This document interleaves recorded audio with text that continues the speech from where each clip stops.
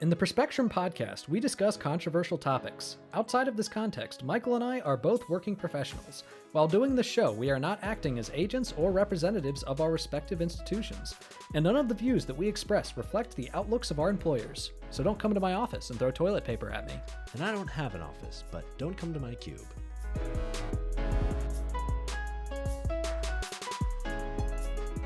Welcome to the Perspectrum. I'm Nathan Seelove. And I'm Michael Bloom. And holy shit, do we have the biggest I told you so episode of our entire podcast. Honestly, we were just taking a break so we could get enough I told you so's all in at once and just pack them in. Jeez, my God, seriously. Holy shit.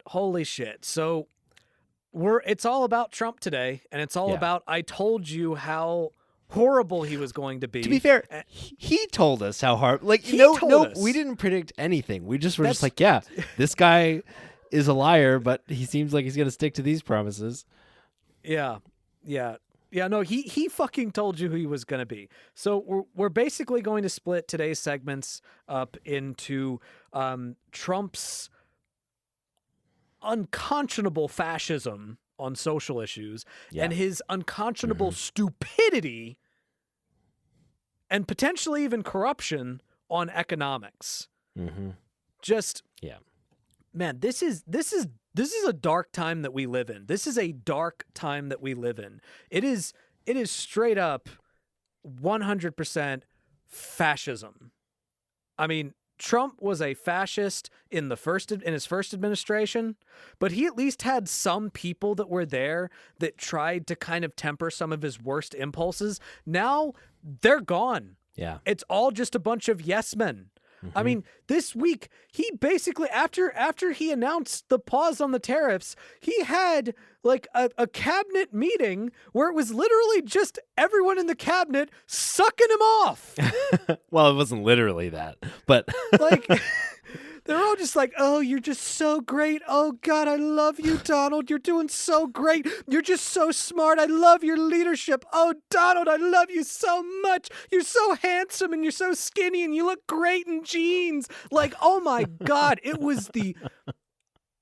Imagine if a Democrat had a meeting like that. Yeah. Imagine if Biden gathered up his cabinet and had them all just talk about how star-spangled awesome his ass looked in jeans or some shit. Imagine if Obama did that. Imagine if any other politician, hell, even a Republican. Imagine if another Republican did that. Yeah. Like, Jesus Christ, we are so fucked, and we haven't even started. We haven't even started this segment. So we should probably get into it, or else this episode's never going to start. It's just going to be exploding with anger and frustration. It is all going to be exploding with anger and frustration. I am pissed. I am so pissed. Like, you know what? I haven't been sleeping well, and I wasn't even sure that I wanted to do an episode tonight. And then I saw one article that basically changed all of that, and I was like, no, we gotta do this. So let's start off by talking about the social issues, which is primarily going to focus on immigration. Yeah. Because you know that episode that we did, I think it was actually our last episode. If it wasn't our last episode, it was the episode before that, where we talked about how this idea that the Republican Party is the party of free speech is complete and utter bullshit. I think Trump might have watched that episode. Yeah. Because he was like, you know what? I'm untethered. It was so funny seeing reactions on YouTube to that. Yeah. Because everybody was like, no, he is. He's good on free speech. Like, it was so funny, like, watching people defend him while his administration is literally, like, plucking people off the street and punishing them for the content of their speech. Like, literally just, like... And the thing is, like, because it's immigrants or because it's people who are not citizens and, people are treating this like it's all bets are off. Like, it's totally fine. It doesn't matter.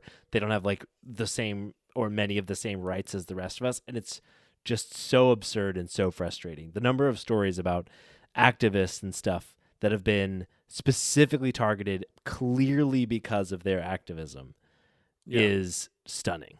Yeah. And no case is that more apparent than in the case of Mahmoud Khalil. Like, oh my God, this is quite possibly one of the most egregious miscarriages of justice, obvious arrests on, like, arresting for a thought crime, basically. So Khalil was a pro-Palestinian activist on the Columbia University campus, which, by the way, Columbia University basically capitulated to the Trump administration in terms of policies regarding protests. They should have been standing behind this student and calling the Trump administration a fascist and defending the student. Instead, they just caved to him because, historically, appeasing a fascist goes very well. It works extremely well. Yeah, especially for higher education and all that. Yeah, it's just gone really well in the past. Yeah, I didn't realize that Columbia University had hired as its president Neville Chamberlain. So anyways, this guy, he's 30 years old. He is a green card holder, which means he is a permanent legal resident. And by the way, we need to understand that because remember, one of the things that the Trump campaign kept saying, and the first Trump administration kept saying, is, oh, we're not going after the legal immigrants. We're only going after the illegal ones. All right. If you're here legally, we love you. You're great. You're great. This is a green card holder, permanent legal resident. Lawful permanent resident. Yeah. A lawful permanent resident who is married to an American citizen who is pregnant, by the way. Yep. His wife is pregnant, by the way. And he was disappeared in the middle of the night. He was picked up by people that weren't in uniform in an unmarked van saying that they were from ICE, while like one of his colleagues basically recorded it, basically saying, I don't know what's going on here. He has been held in detention, and they're trying to deport him to Syria, his home country. And basically, they're admitting that he's not being accused of any crimes. Yes. They're saying he's not being accused of any crimes. Has not been charged or accused of any crimes. Yeah, now you can hide that. Yeah. So what Marco Rubio is basically saying is, he's a threat to foreign interests because he's been spreading anti-Semitism, except he hasn't been doing that.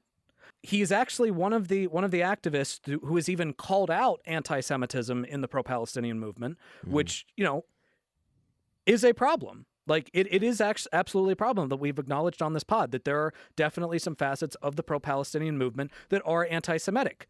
Not all of them, not most of them. All right? Most of them are perfectly peaceful and not anti-Semitic. In fact, much of the pro-Palestinian movement is actually made up of Jewish people. There are lots of Jewish people in the pro-Palestinian movement who have been against the bombardment of Gaza. But because this guy had the nerve to say, hey, maybe we shouldn't be bombing babies overseas. We shouldn't be giving Israel weapons so they can bomb babies. Because he had the nerve to say that, he's a threat to United States foreign interests. And therefore, they arrested him, and they're trying to deport him. And just recently, just today, a immigration judge in Louisiana decreed that he could be deported. Yeah. Decreed that he could be deported. And the only evidence that the Trump administration provided was an undated 2-page memo where Rubio basically said, oh yeah, I think that he is a threat to U.S. foreign policy. Yeah, that's why we're doing this. It was a 2-page memo. That was the only evidence that they provided. And this judge backed them up. Now, to be clear, he does have until April 23rd in order to request a stay of his deportation, and his attorneys are definitely going to request that. There is definitely going to be an appeal. But, my God, what a fucking joke of a judge. This judge's name is Judge Jimmy Commons. What a fucking joke of a judge. All right, this is the clearest violation of the First Amendment we've ever fucking seen. And you're just going to say, oh, yeah, no, they can definitely do that. And you know the only reason why she's doing that, the only reason why she ruled like that, it's because the Trump administration has been threatening judges recently, has been trying to intimidate judges recently. So she's doing it because she's a fucking coward who doesn't give a shit about upholding the rule of law. All she cares about is her own ass, all right? And in the meantime, she's going to appease a fascist administration to allow somebody to be deported for freedom of speech, for practicing speech, for just saying, hey, babies should not be fucking bombed overseas. Yeah. Yeah, I find these like a lot of the legal questions in these cases to be both a little bit like weird and counterintuitive and confusing, but also just like it seems to be laying bare some of the real holes that we have in protections for like immigrants, migrants, legal like permanent residents and things like that. It's like, to your point, so we have these like immigration courts, right, which are these kind of like quasi-legal entities. I believe they're extensions of the executive branch, and they're basically responsible for adjudicating these immigration questions.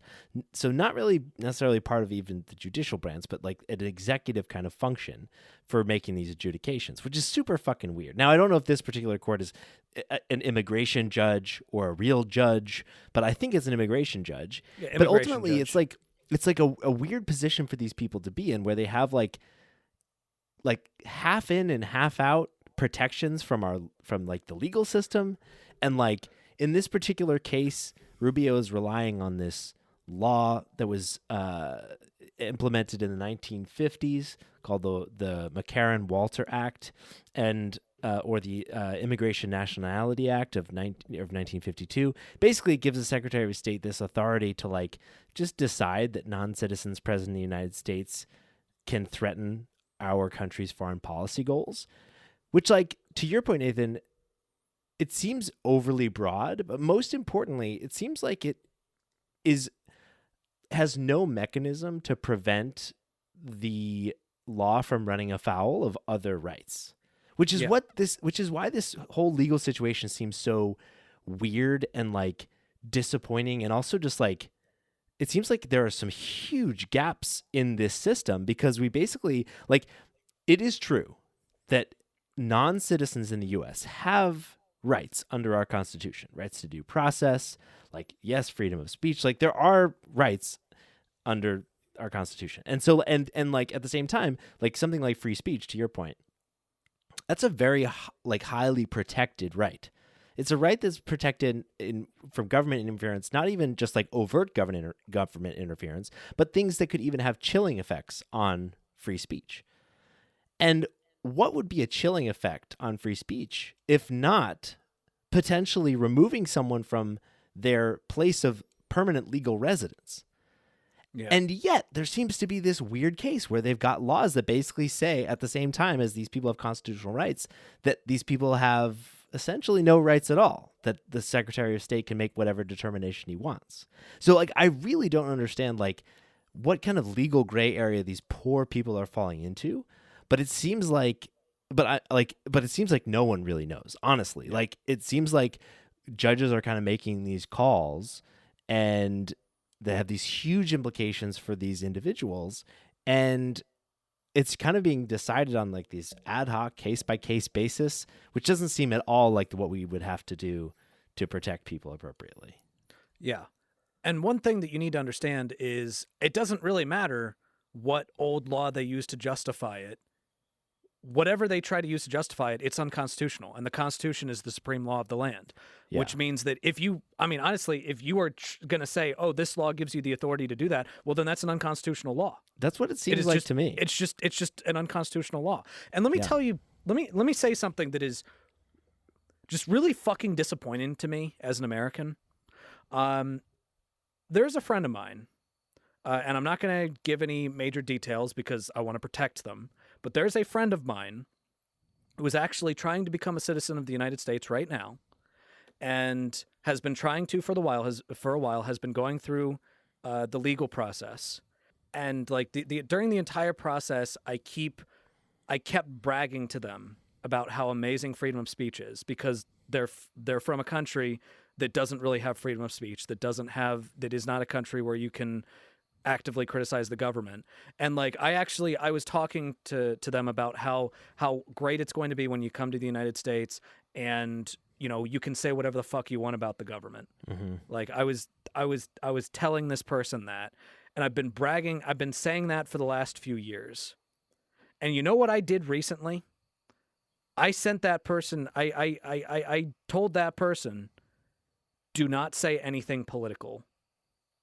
Like, like right now, do not say anything political. Do not make any public political statements. Don't post anything political on social media, because we don't have that right. And you are uniquely vulnerable because of that.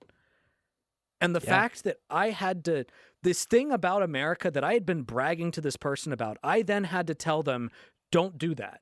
Like, don't say anything political, because like it might undermine your ability to come here. Yeah. That was just so disappointing to me as an American. Totally. I mean, like, literally the administration has said, they put out the Department of Homeland Security put out a memo saying that our immigration services will be scanning the social media accounts of potential green card applicants to scan them for anti-Semitic content. Explicitly. Or anti-American content, which basically they define as anything that's like slightly to the left of center. And they define anti-Semitic content as anything like any comments about Palestine or Gaza whatsoever.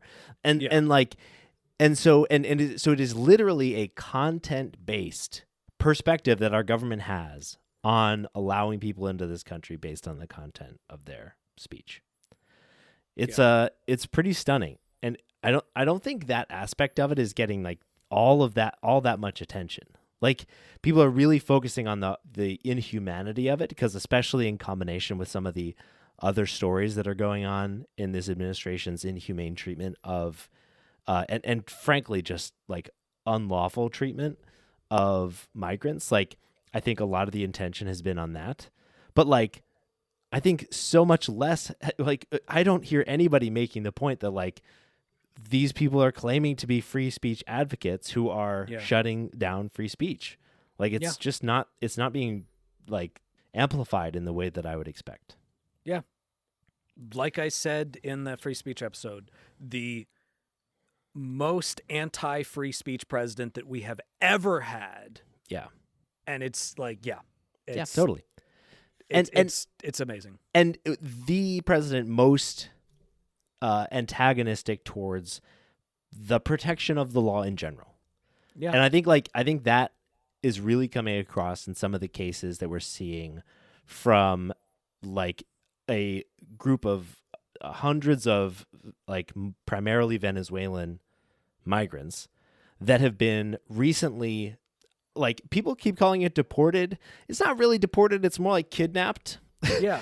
Honestly, they're just being like kidnapped and then sent, and they've been sent to a prison in El Salvador, a mega prison. Yeah. And which, by the way, let's talk about that prison for a second. Because Human Rights Watch actually released a statement, and this was a statement that Juanita Gubertas, I think that's how you pronounce this person's name. I apologize if that is not how you do it. Stated all of this under penalty of perjury. So this isn't just like this is a testimony. This is not just some rando. This is an official from Human Rights Watch who said this, made these statements under penalty of perjury. This is someone who has studied the prison systems of El Salvador, and specifically the prison that these people are being sent to, which is the Center for Terrorism Confinement in Tecoluca, El Salvador.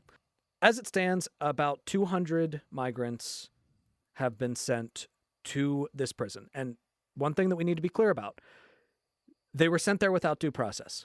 Yep. Right?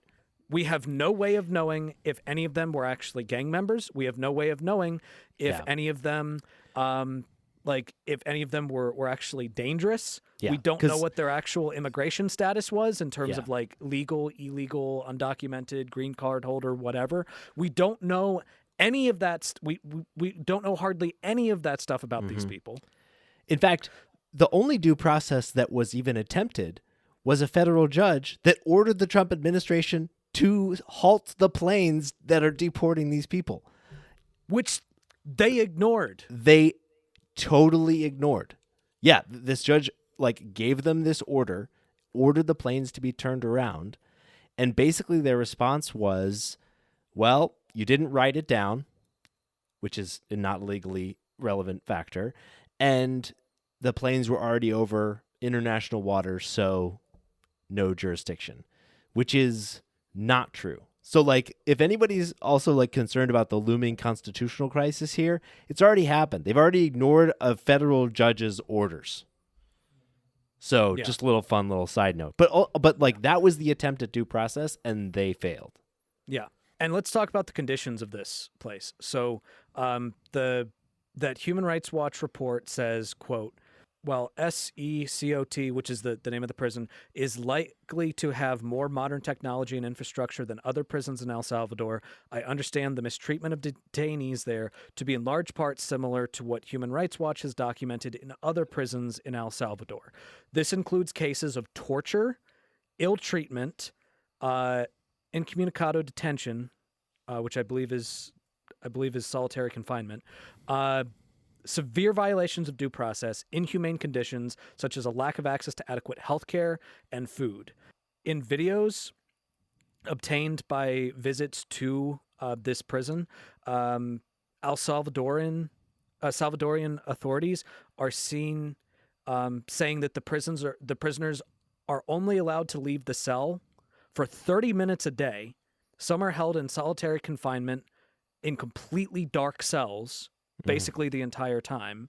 This is a torture prison. Yeah, exactly. This is a fucking torture prison. A torture prison that our U.S. government has contracted to house migrants. And they've justified it by, without evidence, claiming that there is a invasion by a Venezuelan gang called Tren de Agua. And they're claiming, again without evidence, that all of these 200 plus people were members of this gang.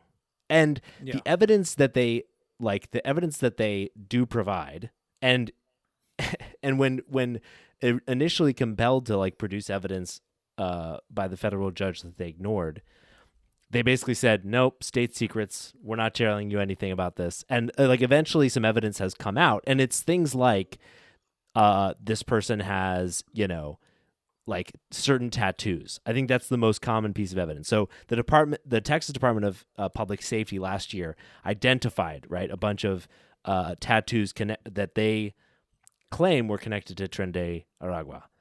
But they're like basic common tattoos, like stars, crowns, firearms, trains, dice, roses, tigers, jaguars. These are just fucking tattoos. And so all of like a ton of people with like many of whom have lawful status in the United States are being swept up in these raids. Again, to Nathan's point, no due process, no way to confirm that they're actually part of this gang. And in fact, an investigation from CBS found that 3/4 of the people deported had no criminal records at all. So these are not the hardened criminals that Trump is like claiming. They're just 200 plus people that got unlucky. Like one guy, he lives in Maryland, or he lived in Maryland, married to a U.S. citizen, has 3 kids, one of whom is a U.S. citizen, and had specific protections from being deported to El Salvador because an immigration judge had found that he might be targeted if he were to return to El Salvador, right? So he was protected from being removed from the country. And he's never been charged with a crime, never been convicted of any crimes, and by all accounts is just a normal dude, and was just deported and sent to El Salvador. And they were claiming that he was a member of MS-13, and honestly, it's just guilty until proven innocent. That is their approach. And he was arrested while he was with his kid, who's autistic, by the way. He was just out with his kid. Part of evidence that was provided was he was wearing a Chicago Bulls hat, which is supposed to be gang colors, apparently. Yeah, right. And like heartlessly His wife fucking found out about this on the news. He just disappeared because, like, that is the shit that they're doing. They're just disappearing people. Yeah. And then they admitted that it was a mistake. Yes. But then they argued in front of the Supreme Court that they had no obligation to fix their mistake. Yep. Then the Supreme Court, in a shocking turn of events, did something actually decent and said, no, actually, you do have to get this guy back that you deported by mistake. Like, what the actual fuck? Yeah. Start doing that. Yep. And they're basically like, well, we're not sure if we're going to be able to. It's like, no, you fucking fixed that problem. Yeah. Like, you created that problem. Like, just imagine. Just the fact that they were in front of the Supreme Court. Like, if any decent human being, if they made a mistake that resulted in an innocent person being sent to a torture prison, the first thing that you should be doing is, oh my God, we have to fix this. We have to fix this immediately. Instead, they went to the Supreme Court and argued, we don't give a fuck. Honestly, that was their argument. Their argument was, whoops, we don't give a fuck.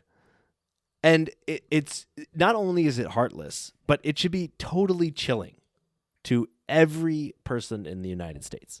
Like, their hostility towards free speech, their blatant disregard for due process. And I think people are not, similar to like the free speech thing, I don't think people are really understanding why this due process thing fucking matters a lot to all of us. Because like I think people hear due process and they think, legal nerd, you're a nerd, I don't care about due process or whatever. Without due process rights, there are no rights. Yeah. It's the fundamental one. If you don't have the right to enforce your own rights, then you have them in name only. Yeah. Like, if you can be whisked away without any substantial evidence, without a right to a trial of any kind or review of any kind, to an international prison, which the administration has said that they can't necessarily get people back from.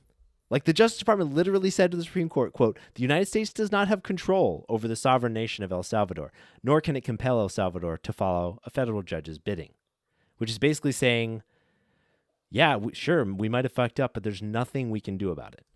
If you don't have the right to defend yourself against that kind of treatment, then you have no rights whatsoever. And Sonia Sotomayor wrote in this decision, quote, the implication of the government's position is that not only non-citizens, but also U.S. citizens could be taken off the street, forced onto planes, and confined to foreign prisons with no opportunity for redress if judicial review is denied unlawfully before removal. Yeah. And I think that's one of the reasons why we should be so terrified, is because without due process, which determines the thresholds that are required to determine if someone has committed a crime or is able to be imprisoned or punished or whatever. Without that, then without the due process protecting immigrants, there's no way to tell that they're not U.S. citizens. Yeah. Like that's the thing. The thing you need to understand is that if they can deport undocumented immigrants without due process, that means they can deport citizens without due process, because there has to be a process in figuring out who's documented and who's not. Yeah. All right. That is a part of due process. And if they do not determine that, then they could deport U.S. citizens as well. Yes. The thing is, when the White House press secretary was asked, how many of these people are actually criminals, she basically was like, oh, well, all of them are criminals because all of them are here illegally. It's like, okay, but you didn't prove that they were here illegally. You didn't prove that. And here's the thing about the American judicial system. It's based on the principle of innocent until proven guilty. So what the correct answer of that is that 200 plus of the people that were sent there were innocent. Because they were never proven guilty. Exactly. Because that's how fucking due process works. Exactly. And the annoying thing about that is that you've destroyed any chance of due process in the future. Yes. If any of them were actually violent criminals, if any of them were actually a part of this gang, you've destroyed any possibility of due process for any type of actual justice in the future. Because the only way that we can go forward from here is to basically bring all of them back and have them go through due process. But every single one of them has a pretty damn good case to have whatever they might have been accused of just completely dismissed on account of the fact that their rights were violated, which means that you've just destroyed any possibility of these people actually going through the criminal justice system in any meaningful way, which is basically exactly what happened in Guantanamo Bay. The reason why there are still people at Guantanamo Bay, still lots of innocent people at Guantanamo Bay, is because the U.S. government basically realized, well, there are some really scary terrorists there, but under our own laws, if we tried to put the actual terrorists through due process, the case would be dismissed because we violated their rights. Yeah. That is why this is so important, all right? These people are basically being disappeared in the night.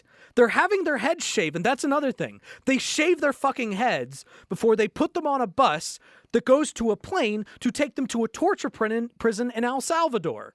Yep. And then they have the fucking Homeland Security Secretary, Kristi Noem, go out there and do a fucking photo op in front of these people. These are the most evil fucking fascist piece of shits that have ever run this country.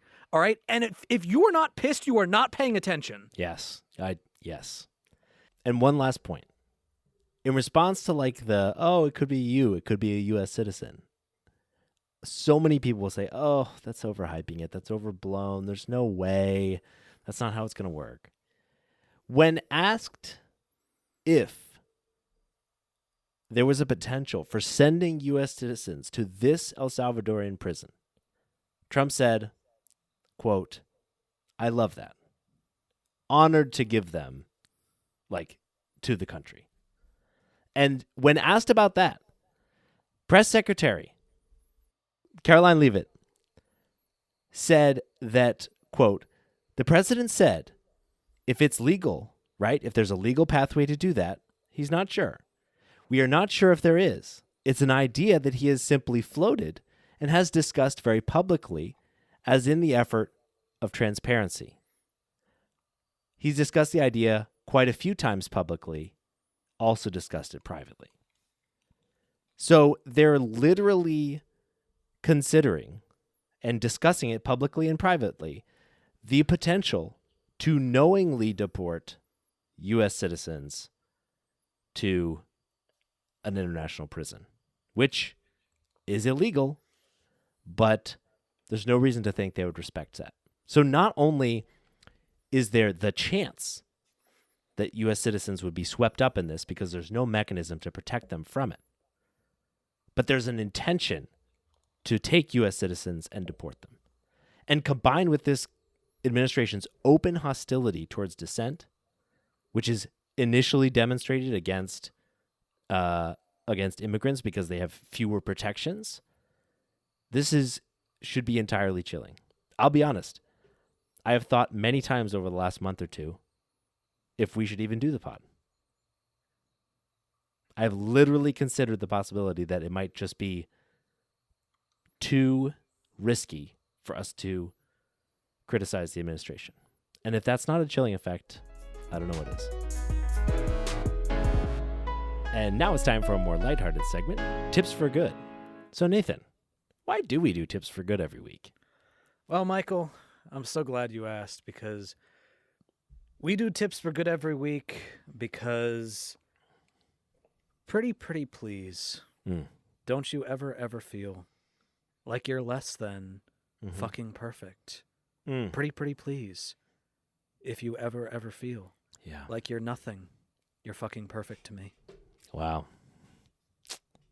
Chills. Yeah. That's really nice. Yeah.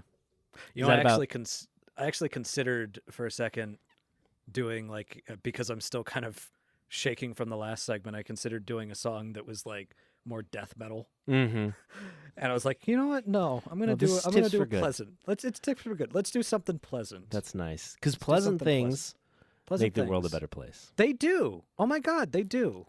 Pleasant things absolutely make the world a better place. Which coincidentally is exactly why we do Tips for Good. Nice. That's a good idea. Maybe Maybe we that's should the just do darndest thing, that. ain't it? Let's do that. Yeah. Nice. Let's do that. All right, Michael, what's our tip for good this week? Nathan, I have 3 words for you for our tip for good this week. All right, let's hear them. Orphan crushing Huh. machine. Okay, we don't like that. So wait, I thought this was tips for good. Like, are we supposed to be positive? We'll get there. We'll get there. So this is a little bit of like a meta segment, somewhat about the segment that we do on Good Actually. Good Actually is a segment where we do that, where we try to find stories in the news that are actually unapologetically good. And every once in a while, Nathan's really good at holding us accountable for this. Every once in a while, I'll bring a story to Nathan and be like, dude, look at this story. It's so sweet. You know, we've all heard it. You know, child of a single mother, you know, sells lemonade to afford cancer treatment. Mm. And it's like, this is so sweet. That's so heartwarming. You know, all that stuff. And Nathan is good when if I bring a story like that at going like, dude, like that's not good. And this has been a phenomenon. Calling that out has been a phenomenon on the internet, marked by the term orphan crushing machine, which stands for like an imaginary story, like the one I mentioned. You know, local hero saves orphans from orphan crushing machine. Yeah. And sure, at first you might think, boy, that is a good story. What a hero. And not stop to think, why is there an orphan crushing machine? And so this has like become a little bit of a test. And I think it's a good one. It's a good thing to keep in your mind. It's a good orphan crushing machine is a pretty eye-catching and attention-keeping idea to, as you're moving through the world and seeing stories and that are heartwarming about people doing good.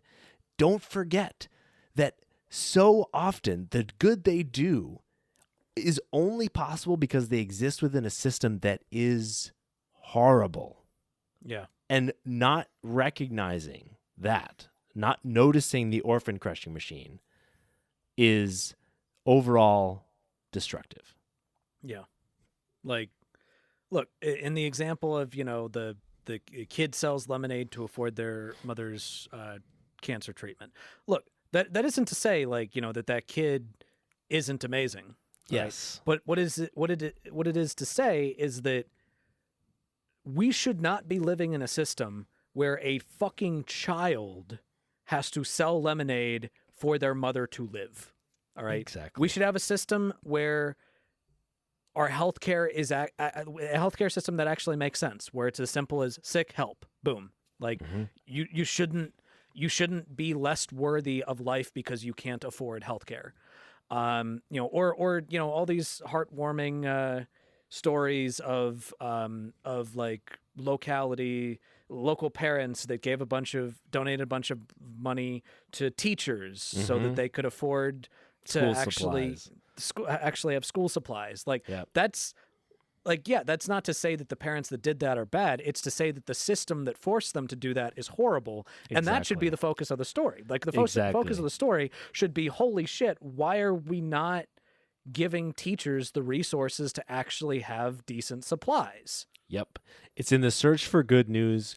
We overlook a critique of the fact that there is a machine crushing orphans. And that's tips for good. So for our second segment, we want to talk about Trump's economic fucking insanity. Because the shit he's pulling is both monumentally stupid and reckless and totally self-defeating. Yeah. So I do want to give a little bit of like a timeline of like his tariff policies, because I think it's important to recognize just how impractical this is as a method of accomplishing anything, because it's so erratic and it's kind of like it would be impossible to follow. It's like, it's not the way that any serious person would ever implement policies that affect like one of the largest economies in the world. So let's just go through this real quick. February 1st, Trump signs an executive order imposing tariffs on goods from Canada, Mexico, and China. 3 of our closest trading partners, one which we have an adverse relationship with. 2 days later, on February 3rd, he says that the tariffs on Mexico and Canada would be delayed for a month. So, already flip-flopping. A month later, March 4th, he announces a 25% tariff on all goods imported from Canada and Mexico, and it actually takes effect, along with an additional 10% goods or a tariff on goods from China. So these tariffs have started to take effect a month later. The day after that, he grants a 1-month pause on tariffs for automakers from Canada and Mexico. Literally the next fucking day. The day after that, he exempts other products covered by the USMCA trade agreement from the tariffs. Then on March 12th, a week later, he announces a 25% global steel and aluminum tariff that takes effect. And Canada responds with some retaliatory tariffs, which is a theme throughout all of this, right? End of March 26th, he announces a sweeping 25% tariffs on all foreign-made cars and auto parts that will take effect on April 3rd. On April 2nd, he announces his baseline 10% tariff on all imports from all countries, with higher tariffs on certain countries, and this will go into effect on April 5th. The next day, April 3rd, he, in response to all these tariffs and this tariff announcement, our stock market absolutely plunges, and his 25% auto tariffs go into effect, and we have automakers stopping production at 2 plants in Canada and Mexico. And on April 8th, another 50% tariff hits China.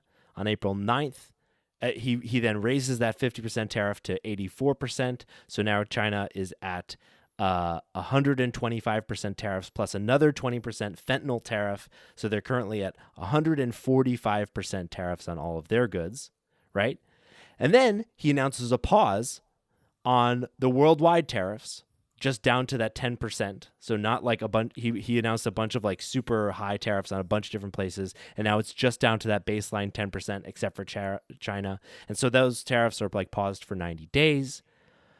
And so that timeline is just over 2 months of flip-flopping on tariff policy, ramping them up, ramping them down, pausing them, restarting them, just this totally insane, erratic thing, which has our economy on the brink of our seat, or on the edge of our seat. And we'll get to it, but that kind of uncertainty in international trade has costs. That is not fucking free.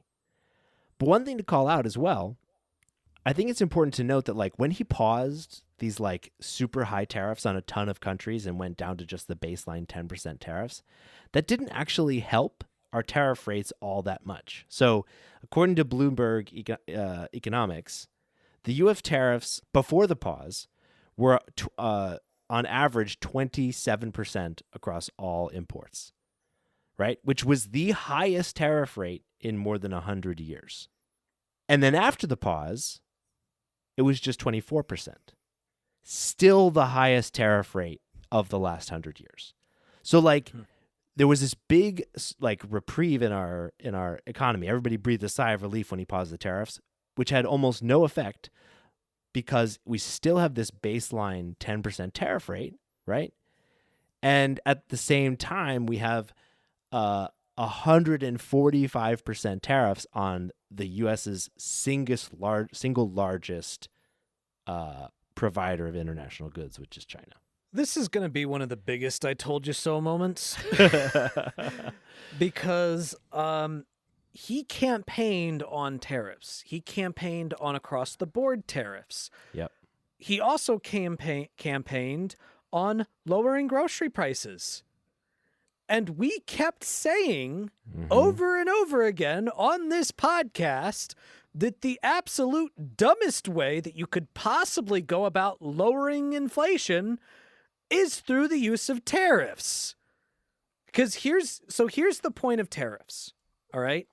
The point of a tariff is to incentivize people in the United States to buy a specific product in the United States as opposed to importing it. All right. The way that that is incentivized is that there is a tax that the importer, not the exporter, the importer has to pay in order to receive goods.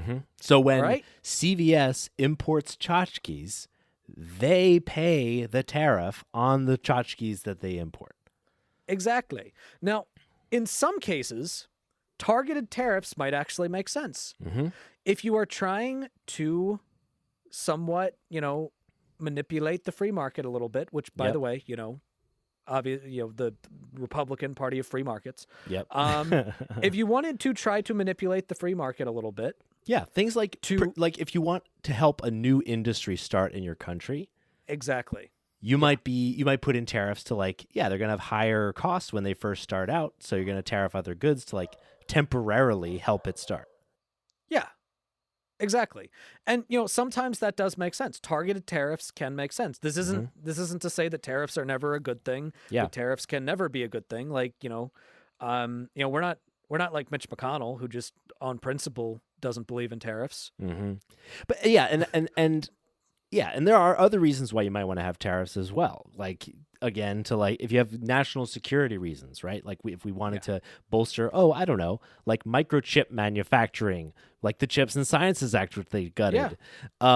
That would be a very reasonable way to do it. Now, the way to establish or support a new industry, if the goal is increasing manufacturing capacity, which is ostensibly their goal, right? They want to bring back American jobs. And for some reason in Trump's mind, American jobs, the only jobs he thinks are real jobs are working on a factory line or something like that, which I guess makes sense because he wants everybody just to work for him and his buddies. But if they're trying to bring back jobs, tariffs is one blunt tool you could try, right? Although there's really no good economic evidence that they're actually good at bringing back jobs in industries that have left. Well, so that's the other thing we got to understand. Well, first off, one thing that we need to understand is that the entire point of tariffs is to raise prices. Yes. So to say, So when he was campaigning on lowering groceries and also campaigning on tariffs, we were trying to tell you, dude, the point of tariffs is to raise prices. Yeah. The amount of time that we have been ringing this bell, that's the type of shit that just exacerbates inflation. And the thing is, he kept saying, we're going to do tariffs in order to raise revenue. Here's the other thing. If you are raising revenue with tariffs, that means that the tariffs aren't working. Yes. Because the point of the tariff is to create a disincentive to pay the tariff, which means that if people are still paying the tariffs, they're still buying the goods. Yes. Which means that they're not working. Yes. So either they're working and they're raising prices, or they're not working and they're raising revenue. Yep. And it's so stupid. And to your point, they raise prices in any case. It is required that they raise prices no matter what. Because the theory is that eventually in the long run we get manufacturing capacity or whatever. Yeah. But that is not, I repeat, definitely not what is going to happen in this case.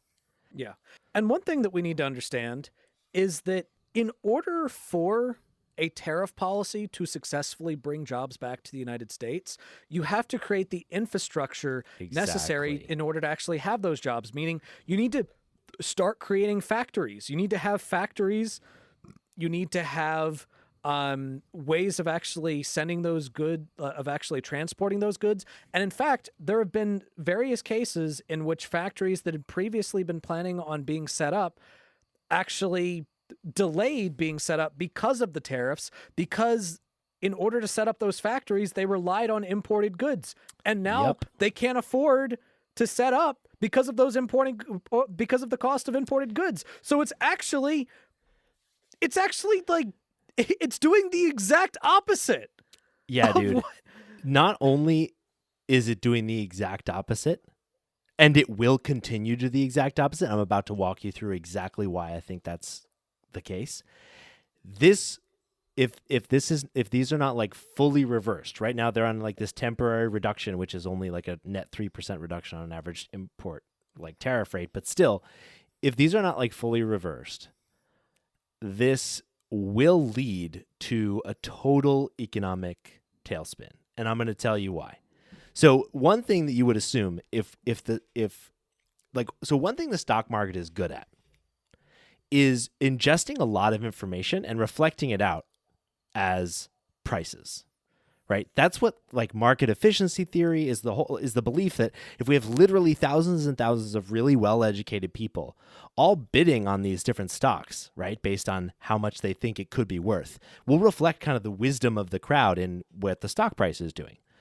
And so if they thought that manufacturing were going to return to the United States, and these are people that are experts in all of these industries, then the stocks of manufacturing companies in the United States would go up because there would be more value for those manufacturing companies gaining market share and selling a lot more goods and generating a lot more value. But no one thinks that. So there's good evidence just in the market right now, right, that it's not going to happen. But the other thing is that it can't happen. And it has to do with the interaction between trade and inflation and monetary and our old friend monetary policy. So here we go. Let's think about this. We already have inflation that is relatively high but stable. Tariffs will increase the cost of importing goods. It is, by definition, what is going to happen. That will be reflected in the marketplace as inflation in costs. So inflation will go up. And in order to respond to that, the Fed has one blunt tool to fight price hikes, which is the cooling down of the marketplace by raising interest rates. What happens when you raise interest rates? Borrowing becomes more expensive. How do manufacturers, right, build new facilities and manufacturing capacity? They borrow money. And so it is more expensive for manufacturers to borrow money to build facilities to generate the capacity that Trump is claiming that he is attempting to generate. And so we are creating this cycle where the tariffs will literally prevent us from even building the capacity that we might otherwise have built because it will be more expensive to make investments. Not only that, it will be because it's going to be more expensive to run companies, because they will not be making more profits, right? Because the cost drivers here will be costs for them that they're passing on to consumers. Everybody's costs will go up. So these companies will be making less profit and it'll be more expensive to borrow money. As a result, they will lay off workers to reduce cost. So combine rising inflation with rising unemployment and an economic contraction, and you get the economists, like one of the economists like most feared scenarios, which is called stagflation. You basically have no tools. We literally do not have any tools that can resolve stagflation, because stagflation is that combination where prices are going up, but people are getting poorer at the same time, and there's no path to economic growth that can pull us out of that tailspin, and our government has no tools to fix stagflation. It is one of the most stubborn economic problems to solve, and it will be present in the upcoming recession, which literally, unless these tariffs are reversed, I think is like pretty much inevitable at this point. And on top of that, there will be no like building of manufacturing capacity that drives growth to get us out of it. And to make matters worse, for all of the people that are going to be caught up in this, the everyday Americans, let's also not forget the Trump administration is gutting all of the programs, all of the social welfare programs that are supposed to help people down on their economic luck. And there's going to be a fuck ton of people that are going to be down on their economic luck within once that stagflation hits. Totally. It is going to get really, really bad really quickly. And the thing is, so part of the justification for this tariff is based on a study that was done by a bunch of researchers. One of them was University of Chicago economics professor Brett Neiman, who basically published a research paper about trade deficits around the world. But what's funny is that Professor Neiman actually came out and basically said, this is not what I fucking meant. Yeah. You completely misread and misunderstood all of my points. And the guy that Trump actually cited as justification, that the Trump administration actually cited, he is actually advocating for them to basically get rid of all tariffs, get rid of all of these tariffs. So basically, one of the ways in which the Trump administration calculated the specific tariffs for various different countries was that they not only took into account the tariffs that they had on U.S. goods, but they also took into account the trade deficit, which is not the same thing as a tariff. In fact, it's a completely different thing. So basically, a trade deficit is when the value of the country's imports is greater than the value of its exports. Now, that might sound bad. Like, it might sound bad that, we're the idea that what we are importing, what we are taking in, is more so than what we are exporting. Like, we are taking, we're giving them more money than we are getting from them. Mm-hmm. But the thing that's important to note is that it really depends on what you're actually importing. Like, it depends on the actual resources, because there are some resources or some imports that we might be getting from another country that we just can't get. We're just unable to get. And perhaps that means when we're looking at the final monetary value that we are giving them in monetary value more so than they're giving us. But sometimes sometimes we need that. Yeah, totally. We don't grow bananas. Exactly. Or really any substantial amount of coffee or vanilla or any of these, and we don't make shoes. These are not jobs or not climates that we can grow this shit in, and not jobs that America's fucking want. Yeah. So the idea that a trade deficit is evidence of these countries trying to fuck us over, a trade deficit is just evidence that the value of what we are getting from them is more than the value of what they are getting from us. Yeah. That's it. It's Totally. not some nefarious scheme. To include that in your calculations is fucking idiotic. Especially, it's so fucking idiotic to call that a tariff. Yeah. It's literally unrelated.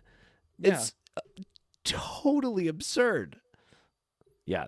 Yeah. The fact that was their justification, the fact that our president went on fucking TV to talk about that. Oh my God, that's so fucking embarrassing. Yeah. The fact that, again, I've said this before, but the fact that two idiots with a podcast have a better understanding of basic ass economic concepts because, we took a 7th grade civics class. Okay, we took more than that. Yeah, I've taken a lot of classes. Yeah, me too. But this is how tariffs work is shit that we learned in that's shit that we learned in 7th grade civics class. Yeah. All right. You would have to, in order to understand generally how a tariff works, all you would have to have done is just take a 7th grade civics class. Yeah. The fact that we know more about this than the fucking president of the United States is just sad. Yeah, totally. And that's the thing. So this economic recession, which is likely to come, is going to hit us all really hard. We saw in response to these tariffs, we saw historic sell-offs from the stock market. And I think it's worth asking, why should we care if the stock market is going down, aside from if you personally have assets? And I I think it's because the reality is, 61% of U.S. adults own some kind of stocks, which like means that, like, aside from it being an indication, a very good indication of what the future will hold, which is basically that the U.S. economy just got way less valuable, which is bad for all of us. It will hurt people's wallets. And aside from that, 80% of equities are held by retirees. So there are people that will need to liquidate this stock to support their lives. You know, your parents or grandparents are going to need access to this money that they will now be significantly less like they'll be significantly less wealthy and less able to take care of themselves. There will be reverberations of this will hit every corner of our lives and the economy. Yeah. And Republicans in Congress could stop it anytime they want. Yeah. And one of the things that I think we also do need to address real quick, like, because we have talked about in the past that, yes, the stock market does have an impact on everyday people, but we've also talked a little bit about how when the stock market is doing extremely well, that's usually not as much of an impact, like not as much of an indication on how the average American is doing as much as it is an indication on how the wealthiest Americans are doing. However, because we live in a fucked up system where the rich always find ways to privatize the gains and socialize the losses, when the market does drop, everyday Americans feel it. Yeah. When it's booming, sometimes we feel it a little bit, but not a huge amount. But when it drops, we really feel that. Yeah. All right, that really starts to affect our lives. And one question that I think we also need to be asking ourselves, and perhaps this is giving Trump too much credit, but one question we should be asking ourselves is also, could this be a part of an insider trading scheme? Like, that is one of the things that some Democrats have been asking recently. Yeah. And you know what? I think that it is worth considering. Okay, so he makes the announcements for of the tariffs. The stock market plummets, which means that anybody who bought stocks during that plummet bought them for pretty cheap. Yeah. But then he announces that he's actually going to that he's going to put a pause on it. And as soon as he announces that pause, stock market shoots up again. It doesn't fully recover.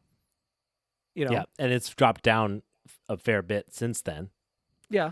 But it does recover a bit, timing, which means, if you knew the timing, if you bought it during that plunge and then you sold it when it went back up, you just made a shit ton of money. Yep. And so, one thing that AOC actually recently asked in a tweet was basically any members of Congress that bought stocks within that 48-hour period should immediately disclose that. Yeah. And look, that this is one of the reasons why sometimes it's really difficult to try to suss out the motivations of the Trump administration, because Donald Trump is an amazing mix of being supremely stupid and also supremely corrupt. Yeah. And sometimes it's hard to tell the difference. All right. Sometimes it's hard to tell, okay, did he do this because he is actually stupid enough to think that this was a good idea for the economy? Or did he do this because he got a fuck ton of money from billionaires for his campaign, and he's a billionaire himself, and he, his kids, he has a family that could have potentially taken advantage of this. Yeah. If given knowledge, because the thing is, like, he can plunge the stock market with a tweet and he can repair it with a tweet, or at least partially repair it. Which is supposed to be illegal. Yeah. So that's a question. Is this market manipulation? I'm not saying it is. I'm not saying it absolutely is. I'm saying that is something that should be considered. Yeah. And Senator Adam Schiff from California sent a letter to the White House Chief of Staff and the U.S. Trade Representative Jamieson Greer, requesting that they, quote, conduct a, quote, an urgent inquiry into whether President Trump, his family, or other members of the administration engaged in insider trading or other illegal financial transactions informed by advanced knowledge of non-public information regarding his change to tariff policy. which is exactly what should be investigated. And now it's time for one of our favorite segments, the D-Bag Awards. So Nathan, what is a D-Bag? So, Michael, I'm glad you asked. So the D-Bag is an award that we give out to an individual that just makes an insanely hilarious, self-defeating argument that makes us just want to point and laugh. And of course, the full name of it is the Dershowitz Bag. Mm-hmm. And it's named after Alan Dershowitz for that fateful time that he stood in front of Congress and proclaimed that Donald Trump could not have possibly done anything that rose to the level of impeachment by pressuring a foreign government to interfere with the election, because he believed it was within the country's best interest for him to win that election. Never gets old. Yummy in my tummy. Who on earth could rise to the level of a D-Bag? Bro, we got a doozy. We have an absolute doozy of a self-defeating argument that's just like, I can't believe that a person said this and that wasn't satire. Like this sounds like something that like a correspondent would say on the Daily Show. But a dude actually said this with a straight fucking face. It is conservative commentator Benny Johnson. Benny John, come on down, brother. All right, so what did Benny Johnson do to be worthy of this prestigious honor? So, Benny Johnson is a conservative commentator. Okay. And he was talking about the plummet of the stock market. And he was trying to kind of settle his audience's concerns over what it would mean for, them to lose a bunch of money in the stock market. And he said one of the most beautiful statements I've ever seen in my life. So he said, quote, "Money's liquid, man. Losing money costs you absolutely nothing. Losing your country costs you everything." That's so funny. Literally, cost is measured in money, dude. Yeah. There's not really other ways that things cost. Yeah. Before that, he was like, if the trade that I experience and you experience and we all experience some short-term pain in a 401k or the market, money's liquid, man. Oh my God. Yes. Yeah, it's liquid.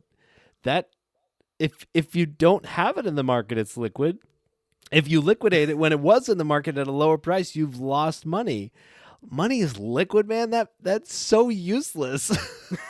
He's like, what? It's all just a thing we agree upon, and it's so important, but it's not. Doesn't matter for you. It only matters for the big guys. Yeah, I love how that is the defense. Like, yeah. You are so desperate to defend Donald Trump that you're basically going full on postmodernist. Like, what actually is money, bro? Like, money is a social construct, and it's like it's a state of mind, right? Like, who actually cares about money?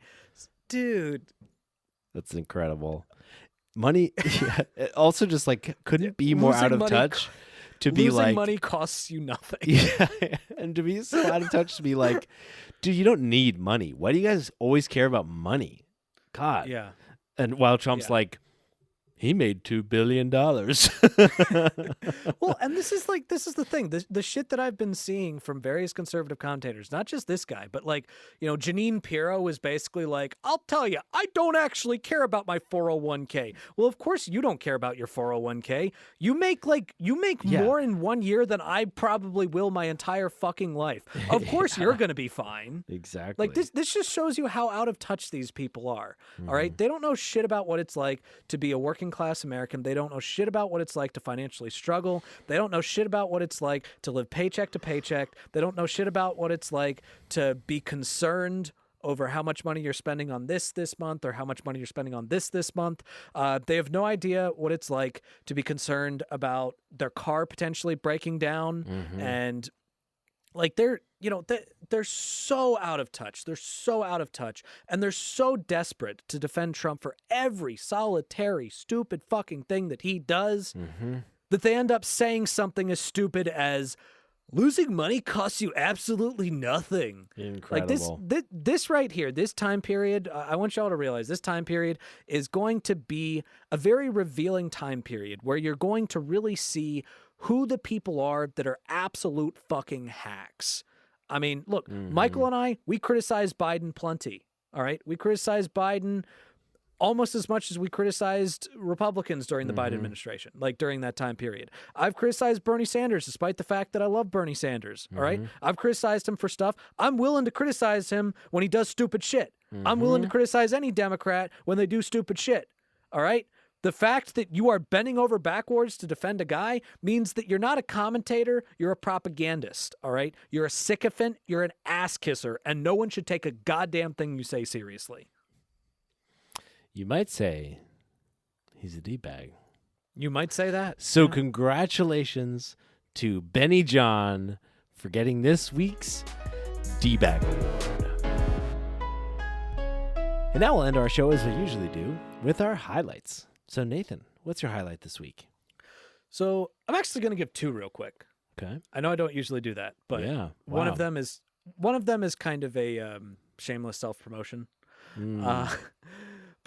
So first off, my highlight is that I took my speech team to nationals, and they did extremely well, and I am very proud of them. We were a top 20 team for the second year in a row. Was very excited about that. We had a national finalist, which we haven't had a national. The team hasn't had a national finalist in over a decade. We had 2 semifinalists and 1 quarterfinalist, which is the most breaks that I've ever had as a coach. So that was amazing to see. I'm so proud of my team. Congratulations, dude. So, talk about shameless self-promotion. Okay, well that wasn't the same shameless self. That was well, I'm just fucking with you because I knew that would throw you off. So here's the shameful self-promotion. So we've talked about this before, but I have a book that I'm about to publish. It is a queer romantasy adventure story called The Assassin and the Sorceress.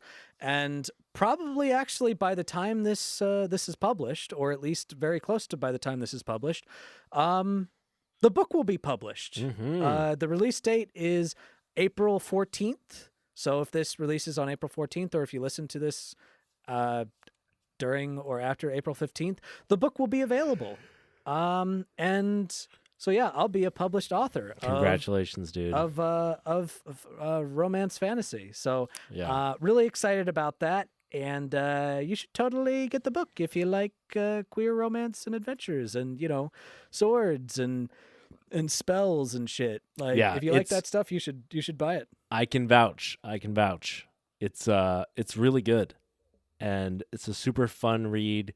It's a great combination of like fantasy and irreverent, and like you feel like these characters are like relatable and like it's not all like Madame, Monsieur, like it's like relatable, and like the prose is really like fun and has a great pace. Like it's just really good. And also, can I say very horny.